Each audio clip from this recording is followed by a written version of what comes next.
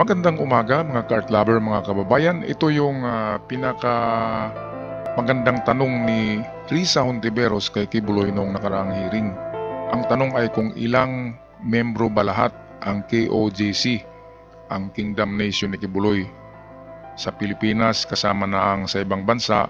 So total sa buong mundo, ilan ang membro? Ang sagot ni Kibuloy ay pati ang mga covenant members.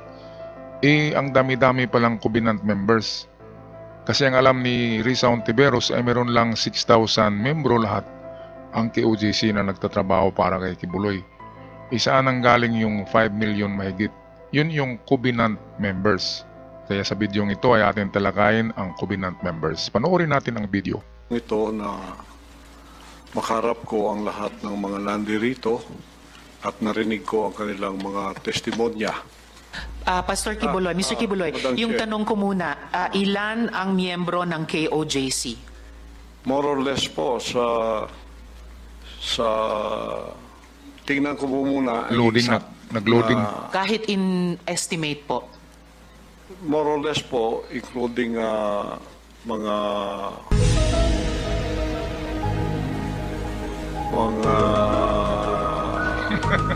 Loading eh. partners, yung ibig sabihin ng partners, yung hindi pa membro, pero covenant partner na sila, mga more or less 7 million. Wow, 7 million ha. Sabi ni Arlene Stone mismo ay mayroon lang 6,000 lang talaga na membro ang KOJC. Kasi alam yan ni Arlene Caminong, yung kalakalan dyan sa loob ng Kingdom. Pinalabas kasi yan ni Kibuloy na 7 million para maraming lalapit sa kanya na politiko sa panahon ng eleksyon. At kapag may lalapit na politiko, anong meron? Diba? Magbibigay sila kay Kibuloy ng abuloy kasi 7 million eh. Kung buboto yung lahat sa'yo, yun pala ay 6,000 lang. Kaya ginamit ni Kibuloy pa rin kahit number ng kanyang membro ay nakapag pera pa rin siya, na kumikita pa rin siya kahit sa bilang lamang ng mga membro kasi 7 million eh. Kaya lahat ng kumakandidato na senador, congressman lumalapit sa kanya. Pero karamihan senador talaga. Sa Congress, konti lang yung manok. Sa Senado ay halos majority. Kaya sa pagdinig, kita natin wala eh. Walang magpapakita doon kasi mahalata na Kibuloy sila. Tanging si Risa Hontiveros lang talaga dyan ang nag-iisang talagang walang bahid ng kulay ni Kibuloy.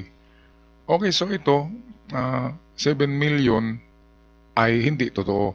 6,000 lamang ang worker ni Kibuloy. Kaya nga nagkaroon ng kontrobersya kung saan ang galing yung bilyon-bilyon na asset ni Kibuloy.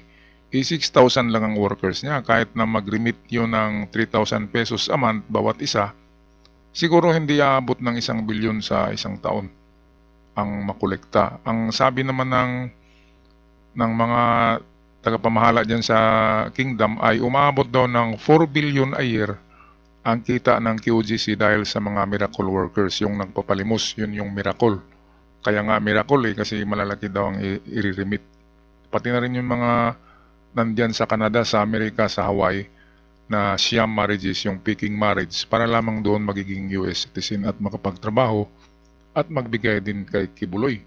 Kaya ito, pati si Risa Hontiveros ay naguluhan sa terminology na covenant eh, parang the Ark of the Covenant, di ba? Covenant members eh. Kaya tatalakayan natin to, ano ba talaga itong mga covenant na ito? Patuloy muna tayo sa video. So kasama, miyembro plus covenant partners, mga 7 million sa inyong pagkabilang.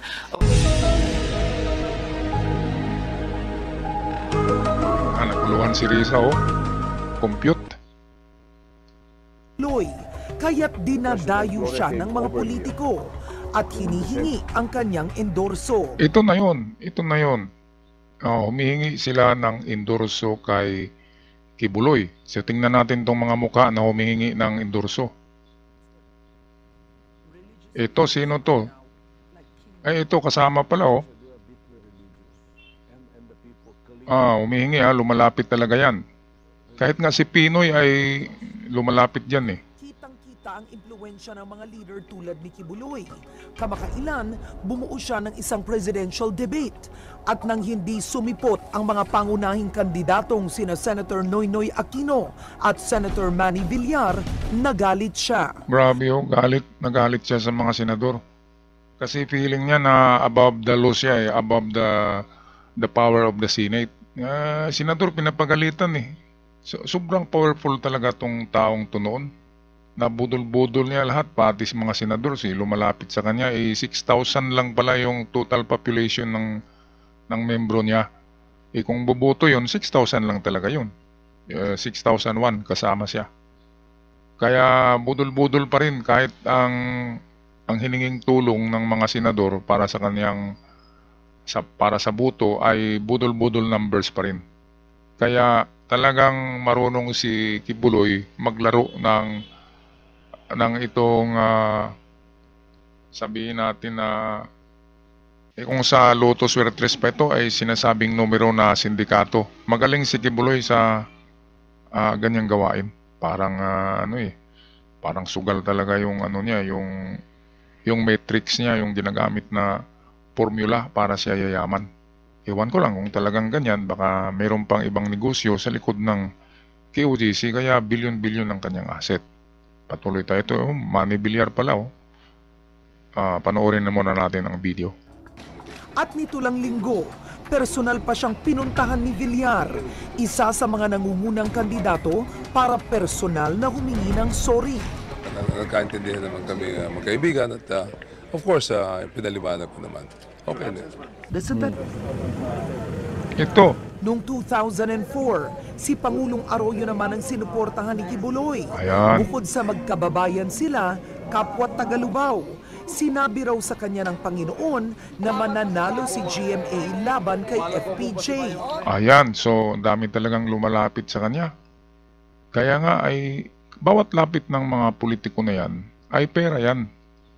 Katulad din sa noon nung buhay pa yung founder ng PBMA, Philippine Benevolent Missionary, ay buong mundo din yun at buong sanlibutan ay mayroong mga membro noon. Pero yun ay missionary association yun, yung nanggagamot yun sila. Pero hindi ganun kahalay kay Kibuloy na maraming pastoral. Ang racket noon ay mga donation lang talaga. Yun ang pinaka-idol ni Kibuloy na tinatawag na kulto, ang PBMA. Pero ang PBMA ay hindi ganyan kasindikato kay Kibuloy.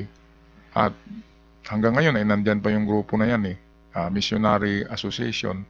Pero hindi natin itatanggi ay meron ding pera ang PBMA. Pero hindi ganun sa kay Kibuloy na grabe. To the next level talaga ang paraan ni Kibuloy para makapagpera gamit ang pangalan ng Diyos, pangalan ng kanyang kingdom, at gamit ang kanyang mga tao na exploited na mga membro ng KOJC, at yung iba ay talagang nabudol-budol na ang isip na akala nila ay anak talaga ng Diyos si Kibuloy. Ngayon punta tayo sa itong The Covenant. Bigyan natin to ng conclusion. Para sa akin, ang Covenant members ay itong mga taong lumalapit kay Kibuloy. Kaya nga friend ng KOJC. May covenant, ibig sabihin meron silang partnership. Di ba ang Diyos, ang covenant ng Diyos sa atin ay yung 10 utos ng Diyos na dapat sundin.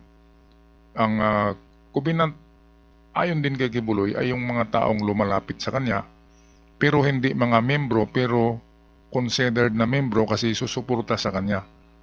Ang mga tao na ito ay ito na yung mga politiko. Kasama ng mga politiko ang kanyang mga tauhan din na susuporta kay Kibuloy sa palagay ni Kibuloy. Yung mga politiko lumalapit lang naman yan kasi ginagamit din siya. At hindi ganoon sa isip niya na susuportahan siya ng mga politiko na ito, lalo na ngayon na nasa trial siya of the century. Ngayon nakikita natin na imbis na magsuporta yung mga tinulungan niya noon, ang ginawa ay nag-neutral. Yung lumayo lang, hindi dumalo sa Senate hearing, at walang sinabi. Neutral lang talaga. Ang kumakampi lang naman dyan ay talaga yung mga ano niya, sobrang lapit, katulad ni Bato, Bungo, Robin Padilla, kasi sobrang tulong ni Kibuloy dyan eh.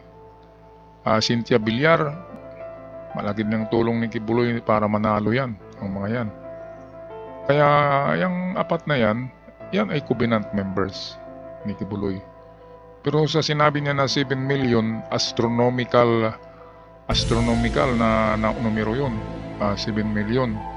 Sobra sa kalahati sa totoong bilang ng membro. 6,000 lang eh. Kahit gawing 6 million, pwede na. Pero 7 million, sobrang sobra. Yun ang pangdaya ni Kibuloy para lalapit sa kanya ang mga politiko para magbigay na naman ng abuloy para hingi kay Kibuloy ng boto ng lahat ng kanyang membro. Okay mga ka-art lover, mga ka-good news, kababayan, ano ang comment nyo tungkol sa covenant members? Ano ba itong covenant members? I-comment nyo sa ating comment section down below. Ako'y magpaalam na. Maraming salamat. At huwag kalimutan mag-subscribe sa ating channel. God bless the Philippines.